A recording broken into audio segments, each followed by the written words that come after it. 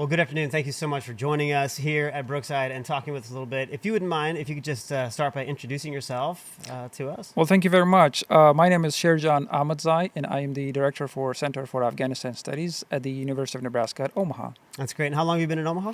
I've been here since 2006, I can say that, yeah. Okay, that's great. Well, we're glad to have you in Omaha. Thank you. And so where did you grow up? I was born in Afghanistan, and after the Soviet invasion, we all fled to Pakistan, and I lived there as a refugee for 20 years.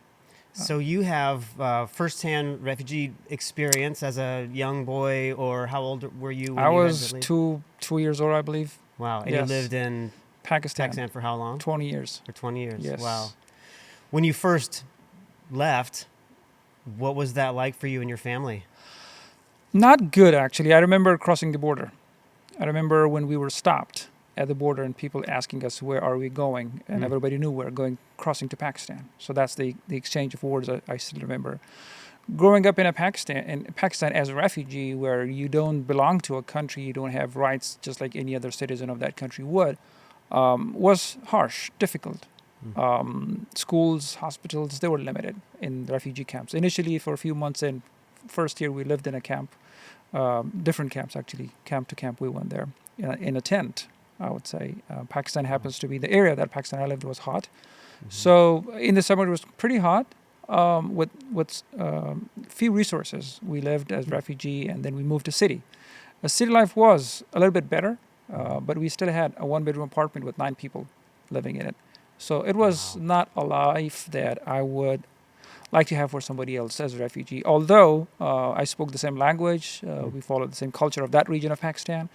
It was easy for me to assimilate, but still, people like us, refugees from Afghanistan, fleeing Soviet invasion from Afghanistan, was not a good life for anybody that whoever would think you go and leave your country, your birth place, and go somewhere else. Yeah. Yeah. So you know a little bit about the initiative that we've got going here for the month of December, how we want to provide just a house full of stuff, really, for refugees who are fleeing from Afghanistan and winding up in Omaha. I've kind of asked you a couple times, but could you maybe explain to us even just a little bit, what are these families, what are they really fleeing? What kind of situations are they coming from? Well, first of all, let me thank your audience. And directly, I would say thank you very much for your assistance and help that you're giving to these newly arriving refugees or allies from Afghanistan.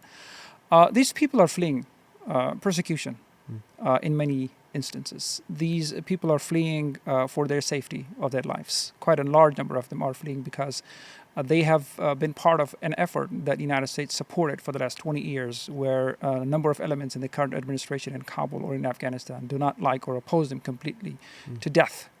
So that's what they're fleeing. You know what? Any refugee, any person would not put his or her children at risk on a car, on a boat, or on a train, or on a plane, hanging from a plane, unless that person considers the home country that he was more dangerous than that small piece of train seat that he is traveling on, or a boat that he is traveling on. Wow. So there's definitely some value in understanding the fact that why these people are fleeing and in a search for a better future for themselves and for their future, for their kids and their families, wherever they can find. And ideally, they would like to go to somewhere that is better for them, such as the United States. And more than that, these are the people who believed in us, the United States, that we would stay there and help them. And we promised those people.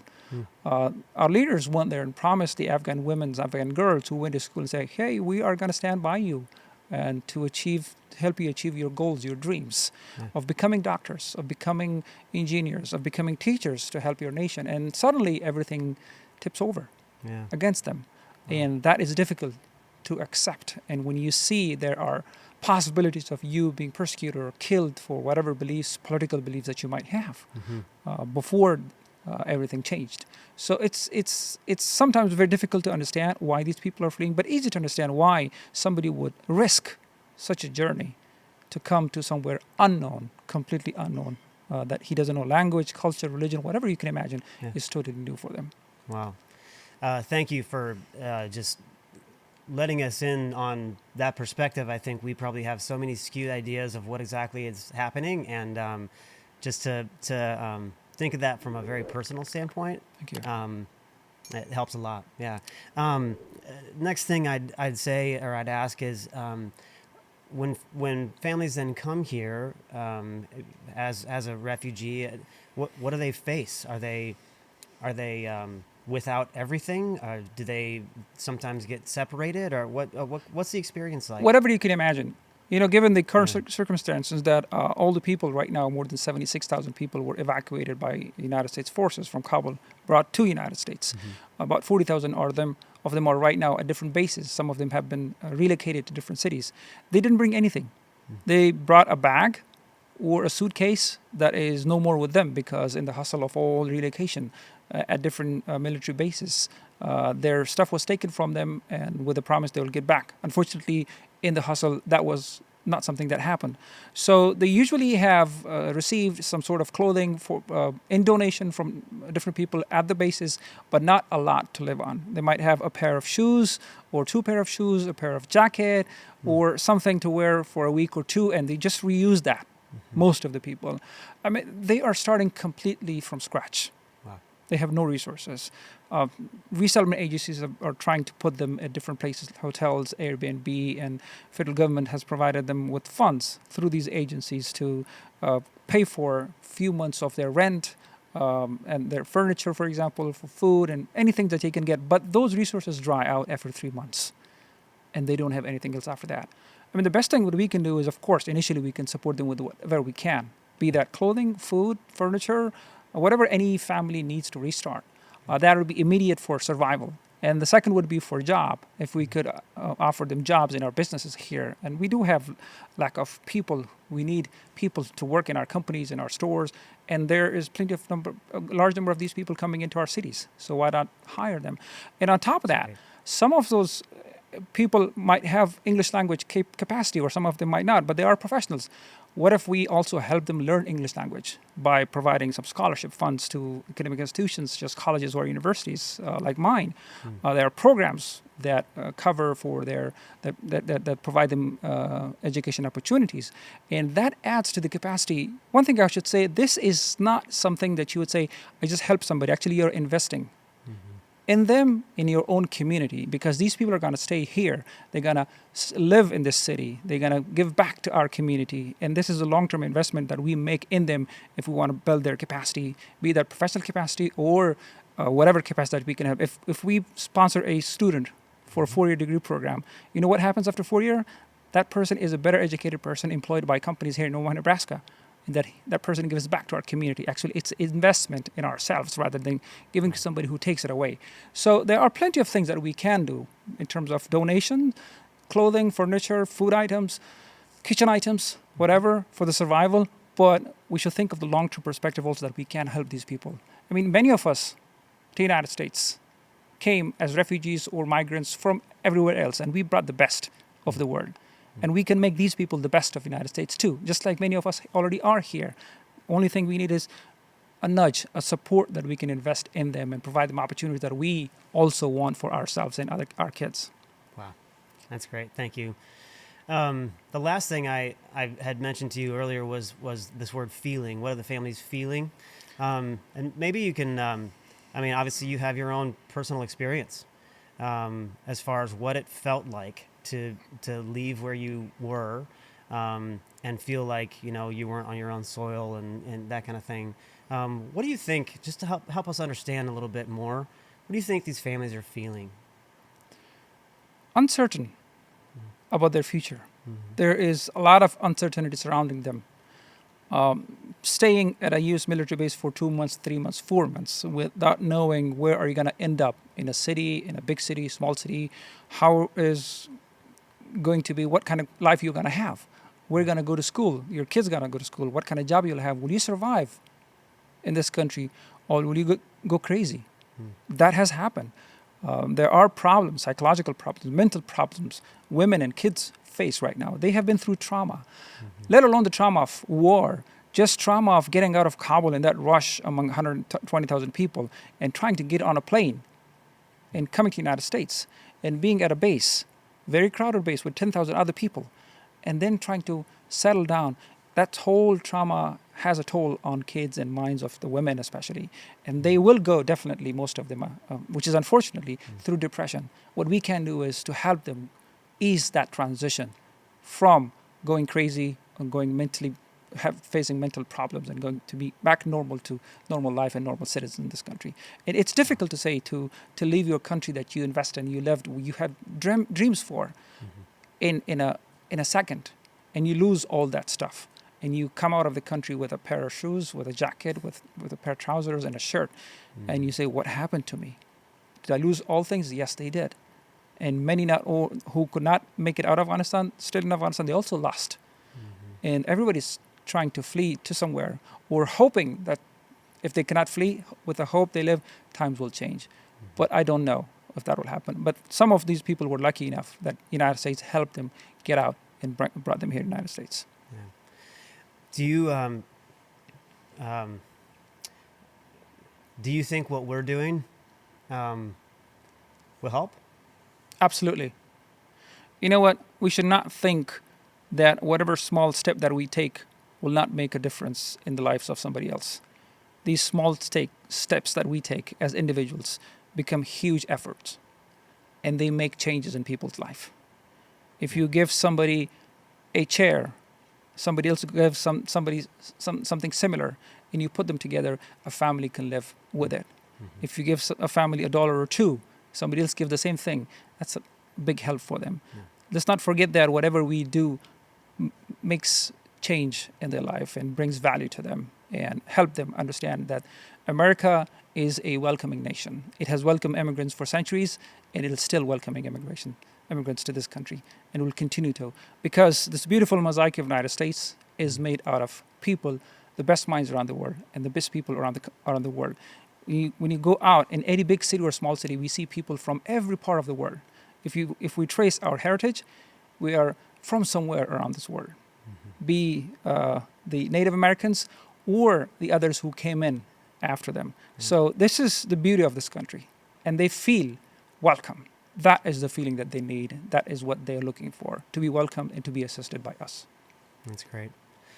Thank you for saying that, and for reminding us that sometimes it's hard to see the trees for the forest, to That's take right. that and flip it around. We That's get worried about the big picture and don't just stop to think, yeah, but I can do this thing. I can do this thing. I can do this thing, and that'll help. So It does. Everybody getting together, giving a helping hand, and that helps a lot. yeah. Very much. That's good. So you are very instrumental with these families that are coming into Omaha. Is that correct? To an extent. To an extent. I am not a member of a refugee resettlement agencies directly involved in the affairs of resettling refugees. However, as a member of the Afghan American community in Omaha, Nebraska, and a director of the Center for Afghanistan Studies, I am involved in an aspect of those things that we are trying to help. However, we can help. We are doing stuff with Afghan American community. They're doing donations, collecting funds, doing fundraisings, and meeting families, actually meet and greet. So they feel they're home when they hear somebody that speak their own language that gives them a different feeling. And somebody that look like them, for example. And the kids, it's a big matter for them. They speak the same language till they, of course, are fluent in English, which kids do that in 2 months, actually. Very fast, quick learners.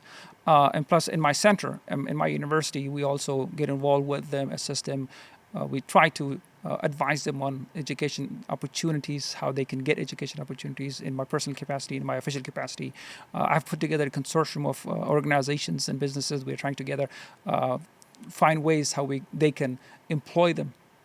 And I'm trying to find resources where we can provide scholarships for these young Afghans or adults who are trying to study.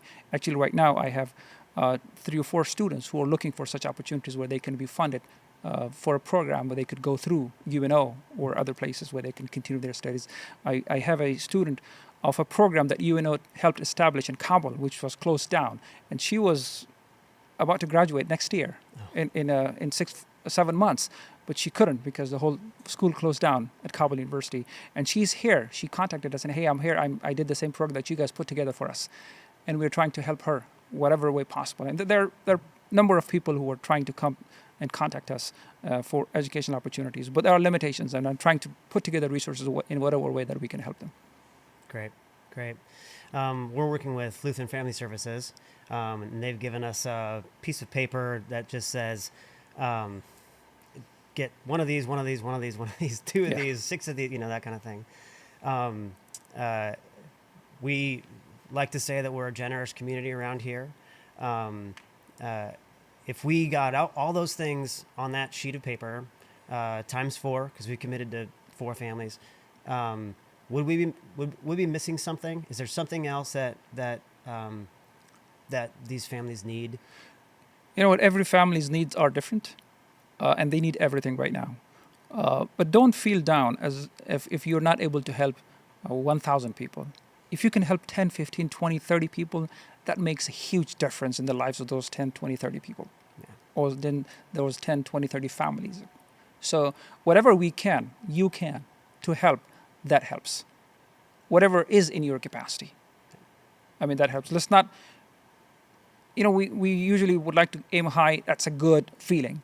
But we should be realistic also. I mean, whatever we can, that definitely will help. It's not only LFS, it's RAC, Refugee Empowerment Center, and Catholic Charity Services are helping these refugees here in Lincoln, including LFS. So they're wonderful organizations to work with. And individually, you can also approach some of these people in Afghan-American community whom they have been helping with refugee efforts. And some of them have family members. But still, these Afghan-Americans, they have their own limited resources. Yeah. They might not be able to help them in a way that community members from your organization, from your church could do. So helping hand always matters, be that directly or indirectly through a person or through an organization. Part of LFS, what they also do is they will allow people to sign up to be a kind of a mentor or a sort of a guide, a cultural, like, okay, you live in Nebraska now, and this is what that's like. Have you ever encountered somebody who did that, and what kind of experience was that? I have, actually. I know of people who have been working with refugee families who were here a year ago or 2 years ago. They were mentors. They were local contact persons for them. That was a good bridge for assimilation, where they could bring them into society and explain how society works here. But more importantly, it's anybody who would like to engage with families. It's always good to have some background information about the family and the culture of the Afghans, because you always want to avoid any misunderstanding or miscommunication and manage expectation. That's very important. You might not be able to meet all of the demands, but as long as you explain what you can do and what is in your capacity, that is very much important to manage expectations on both sides, because they might not know what kind of person you are and what kind of environment they're getting into. They might do something that you don't like, but they might never have intended to do something like that. Out of mistake, somebody does something. So we have to be aware of these things and have patience. Yeah. These people have been through trauma. Very bad situations. They left their country in a search for a better future. And they are aspiring for something new, something better than they had before. So it's very important to understand the context in their situation. Yes. Yeah. So you've heard a lot about this effort of Brookside's to help out the families that will be coming from Afghanistan into Omaha. We want to be a blessing to them, and we want to help invest in them and hopefully invest in our city one day. So if you go to brookside.net and look for Refugee Welcome, there's a webpage there that'll have lots of information on there on what you can give, how you can be involved. And then you could always reach out to office@brookside.net to ask any questions, to maybe inquire about how to become one of these mentors we've talked about, or maybe what's a certain thing that you could do or give to help out with this initiative as well. So we really appreciate you checking it out, and really appreciate your generosity in advance.